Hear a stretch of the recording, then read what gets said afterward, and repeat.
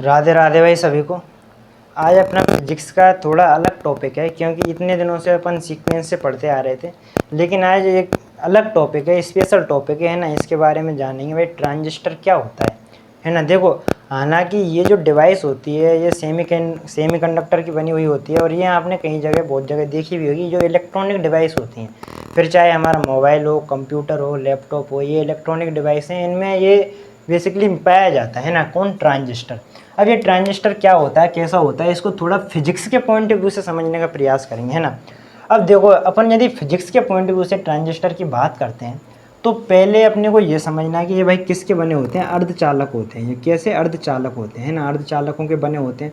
अब भाई आप बोलोगे भाई अर्धचालक क्या होता है, सेमीकंडक्टर क्या होता है। सेमीकंडक्टर देखो, तीन प्रकार के चीज़ें होती हैं। एक होता है कंडक्टर जिसे हम चालक कहते हैं, एक होता है कुचालक, और एक होता है अर्धचालक। चालक जिसमें धारा बहुत स्पीडली फ्लो होती है उसे चालक बोलते हैं।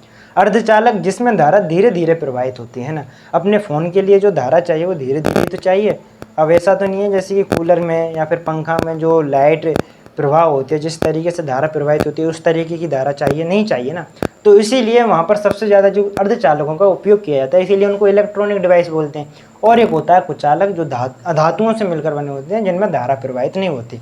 तो अर्धचालक मतलब क्या हुआ, यानी कि ऐसी डिवाइस है या फिर ऐसी धातुएं जो मतलब धीरे धीरे जिनमें धारा प्रवाहित होती है, ऐसे तत्व जिनमें धीरे धीरे धारा प्रवाहित होती है, क्या कहलाते हैं, अर्धचालक कहलाते हैं। कौन कौन से हैं, जैसे सबसे फेमस होता है एक तो सिलिकन है, एक जर्मेनियम है ना। ये दो अर्धचालक हैं अपने, है ना, बहुत ज़्यादा फेमस है। और इन्हीं से अधिकतर जो चीज़ें होती हैं अर्धचालक की, जो सेमीकंडक्टर जो होती हैं, वो इन्हीं से बनाई जाती हैं। अब देखो ट्रांजिस्टर होता क्या है ना। ट्रांजिस्टर के बारे में आपको दो तीन चीज़ याद रखनी है, और वो ये किस काम आता है, किस लिए काम आता है, ये भी चीज़ आपको ध्यान रखनी है। देखो ट्रांजिस्टर का जो काम होता है ना, एक काम तो होता है इसका भाई, जो डीसी है, जो डायरेक्ट करंट है, उसको अल्टरनेटिव करंट में, एसी में चेंज करने का काम होता है, ठीक है। अच्छा, इसके अलावा और क्या काम होता है, और काम होता है इसका, एक काम होता है एम्पलीफाई का। क्या होता है, एम्पलीफाई का। अब एम्पलीफाई का मतलब क्या होता है, मतलब कि मान लीजिए जैसे कि आपकी कोई डिवाइस है ना। अब उस डिवाइस में जो बाहर से जो धारा आ रही है, वो तो मान लीजिए 15 वोल्ट की आ रही है, जितनी की भी आ रही है ना। अब उस डिवाइस को चलाने के लिए आपको 12 वोल्ट ही चाहिए। तो एग्जैक्ट 15 वोल्ट से जो 12 वोल्ट कन्वर्ट करने में जो डिवाइस काम में लिए जाएगी, वो कौन सी है, वो ट्रांजिस्टर है। यानी कि जो करंट है उसको स्पेसिफाई बनाने के लिए, उसको एग्जैक्ट बनाने के लिए किसका उपयोग करते हैं अपन, किसका उपयोग करते हैं, अर्धचालक का उपयोग करते हैं, ठीक है ना। तो ये बहुत सारी चीज़ें। इसके अलावा स्विच के रूप में भी इसका उपयोग किया जाता है ना, स्विच के रूप में भी इसका उपयोग किया जाता है ना, ट्रांजिस्टर का। अब देखो ट्रांजिस्टर जो होती है ना, दो प्रकार की चीज़ें होती हैं। देखो क्या होता है, एक तो दो तरीके के होते हैं ट्रांजिस्टर। एक तो होता है पीएनपी, कौन सा होता है, पीएनपी। और एक होता है एनपीएन। क्या होता है, एनपीएन। अब ये पीएनपी और एनपीएन ये क्या है, और अपन इस लेक्चर में किसके बारे में बात करेंगे, मेन एनपीएन के बारे में बात करेंगे। अब ये पी क्या है और एन क्या है, ये चीज़ आपको ध्यान रखनी है। देखो, हालांकि इसका बहुत पिछला इसका इतिहास रहा है कि भाई एन क्या होता है, पी क्या होता है ना, इनको निकालने का एक, लेकिन अपन इसके बारे में बात करेंगे तो ये लेक्चर शायद बहुत बड़ा हो जाएगा। आपको इतनी सी चीज़ ध्यान रखनी है, क्या ध्यान रखनी है कि भाई जो एन है, एन में क्या होता है कि एक इलेक्ट्रॉन एक्स्ट्रा होता है। क्या होता है, एक इलेक्ट्रॉन एक्स्ट्रा होता है। और यदि अपन पी की बात करें तो पी में क्या होता है कि एक पॉजिटिव फ्री होता है, यानी कि एक होल होता है जिसमें इलेक्ट्रॉन के लिए स्पेस होता है, यानी कि उसमें इलेक्ट्रॉन की कमी होती है, एक पॉजिटिव चार्ज फ्री रहता है, किसमें, पी में। एन में क्या होता है, इलेक्ट्रॉन की संख्या ज़्यादा होती है, यानी कि एक इलेक्ट्रॉन इसमें फ्री रहता है। और पी में क्या होता है, एक होल होता है, एक पॉजिटिव चार्ज होता है, जिसमें एक इलेक्ट्रॉन की कमी होती है। ये दो चीज़ें आपको ध्यान रखनी है ना, किसमें, एन में और पी में। अब ये किस तरीके से काम करता है, ये चीज़ ध्यान रखना। देखो, जब अपन ट्रांजिस्टर की बात करते हैं तो ट्रांजिस्टर ऐसी डिवाइस होती है जिसमें क्या है कि तीन वायर होती हैं, तीन टांगों की एक डिवाइस होती है ना, ये ट्रांजिस्टर होती है। अब इसमें कौन कौन सी डिवाइस क्या क्या काम करती है, किस किस तरीके से कौन कौन से अर्धचालक इसमें काम में लिए जाते हैं, ये चीज़ समझने की है। देखो, अपन किसके बारे में बात करेंगे मेन इस लेक्चर में, एनपीएन। किसके बारे में, एनपीएन, है ना। तो अब ध्यान से समझिएगा, जैसे कि मैं बात करते हैं एनपीएन। अब इस एनपीएन में क्या होता है कि भाई ये तो हो गया पहला अर्धचालक, ठीक है। अच्छा, ये हो गया दूसरा अर्धचालक, और ये हो गया तीसरा अर्धचालक, है ना। ये तीन डिवाइसें हो गई। है ना, 3 आपके अर्धचालक हो गए। ये कौन सा है N, ये कौन सा है P और ये कौन सा है N, ठीक है। अच्छा N में क्या होता है भाई, एक इलेक्ट्रॉन ज़्यादा होता है। अच्छा इसमें 3 टांगें होती हैं, ये मैं आपको बता चुका हूँ, यानी कि एक तो इधर हो गई, एक इधर हो गई और एक इधर हो गई, है ना।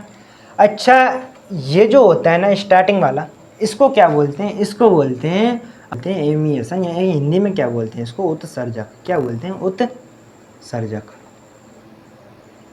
क्या बोलते हैं, उत्सर्जक, ठीक है। ये क्या होता है, इसको बोलते हैं हिंदी में बेस। क्या बोलते हैं, बेस, और हिंदी में क्या बोलते हैं इसको, आधार। अच्छा ये क्या होता है, ये होता है आपका संग्राहक। क्या बोलते हैं, संग्राहक। इंग्लिश में क्या बोलते हैं इसको, कलेक्टर बोलते हैं। तो इसको सी से डिनोट करते हैं, यानी कि ये तो किससे डिनोट करते हैं, इसको ई से, इसको करते हैं वी से और इसको करते हैं सी से, है ना। ये 3 चीज़ें आपको ध्यान रखनी है।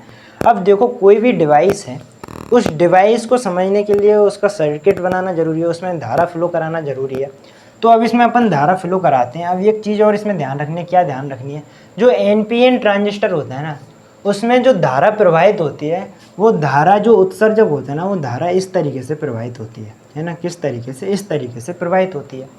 अच्छा एक चीज़ और, ये कॉन्सेप्ट और ध्यान रखना, आपको क्या ध्यान रखना है कि भाई जब अपन धारा की बात करते हैं, तो जैसे कि अपन सेल देखा होगा आपने, सेल में एक तरफ क्या होता है, पॉजिटिव चार्ज होता है, एक तरफ नेगेटिव चार्ज होता है ना, उसके ऊपर लिखा भी होता है, आप देखोगे।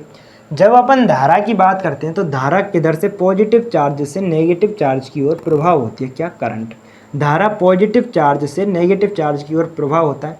लेकिन इलेक्ट्रॉन किस तरफ गति करते हैं, इलेक्ट्रॉन नेगेटिव से पॉजिटिव की ओर गति करते हैं ना। तो यानी कि इलेक्ट्रॉन के विपरीत में क्या धारा बहती है अपने, है ना।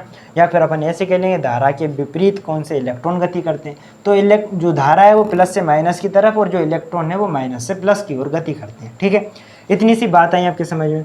अच्छा अब देखो, यदि धारा इसमें इस तरीके से जाएगी, तो यानी कि अब देखो, अब इसमें अपन सर्किट बनाते हैं इसका, और इसमें मैं बैटरी जोड़ता हूँ। जैसे कि ये माइनस और ये प्लस, है ना। एक बैटरी मैंने इस तरीके से जोड़ दी इसमें, और एक बैटरी इसमें,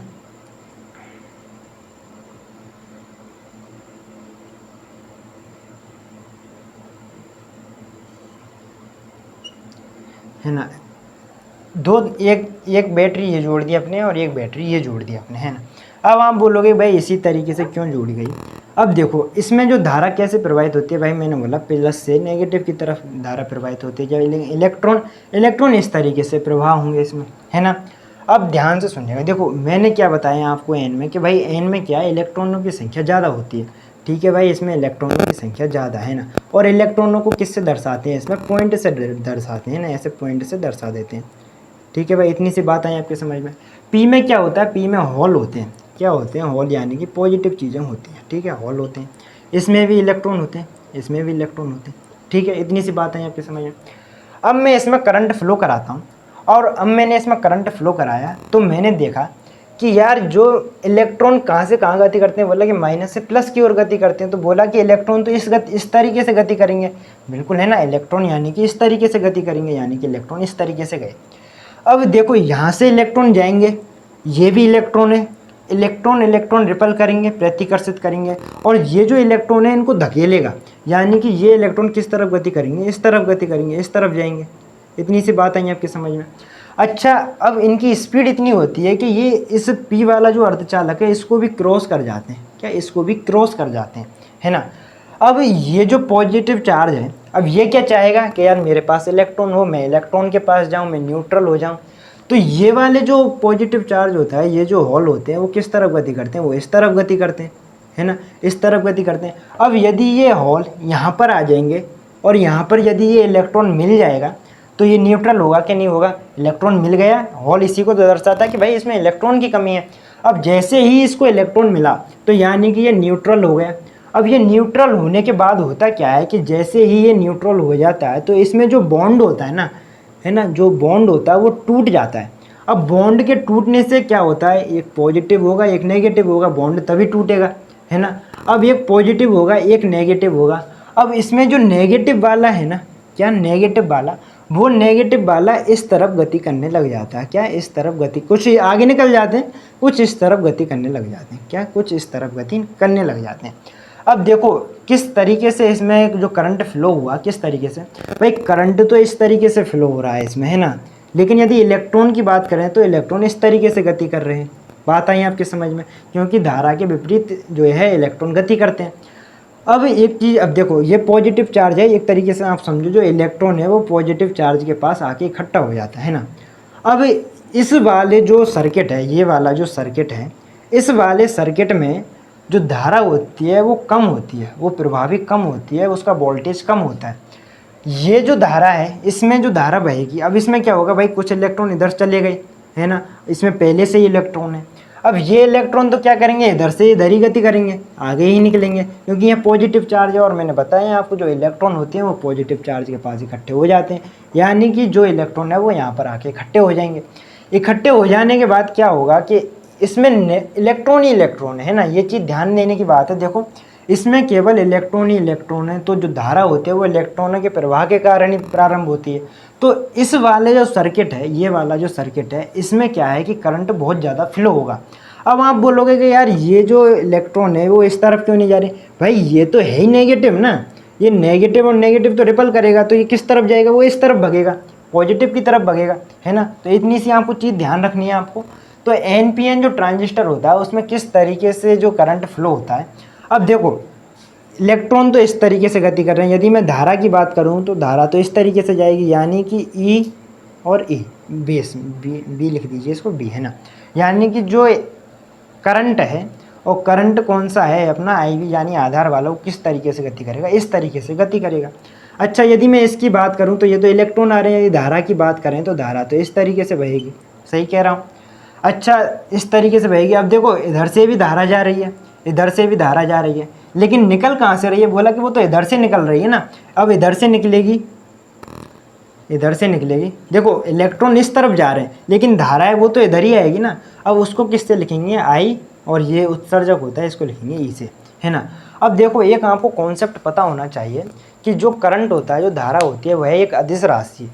अब आप बोलोगे भाई जो अदिश राशि है या फिर किसी भी राशि को सदिश बनाने के लिए उसका मैग्नीट्यूड आवश्यक है, उसकी यूनिट आवश्यक है, और एक और चीज़ आवश्यक है, कौन सी, डायरेक्शन।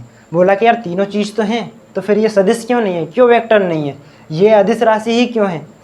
भाई एक चीज़ और होती है, क्या होती है, डायरेक्शन के साथ साथ आपको सदिश नियमों के पालना करते हैं, सदिश के कुछ नियम हैं उनकी भी पालना करनी होती है।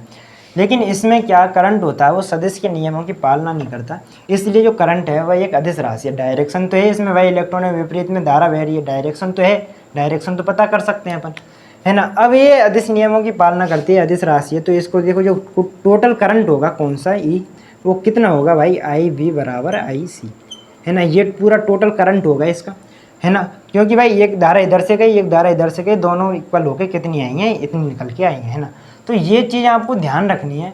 और ये ट्रांजिस्टर है, ये बहुत ज़्यादा उपयोगी होता है। आज मतलब ये समझो कि जितनी भी इलेक्ट्रॉनिक डिवाइस है उनमें अधिकतर समय ये यूज होता है एम्पलीफाई करने के लिए। किसी भी डिवाइस को एग्जैक्ट आप वोल्टेज देना चाहते हो तो उसके लिए भी आप ट्रांजिस्टर उपयोग करते हो, है ना।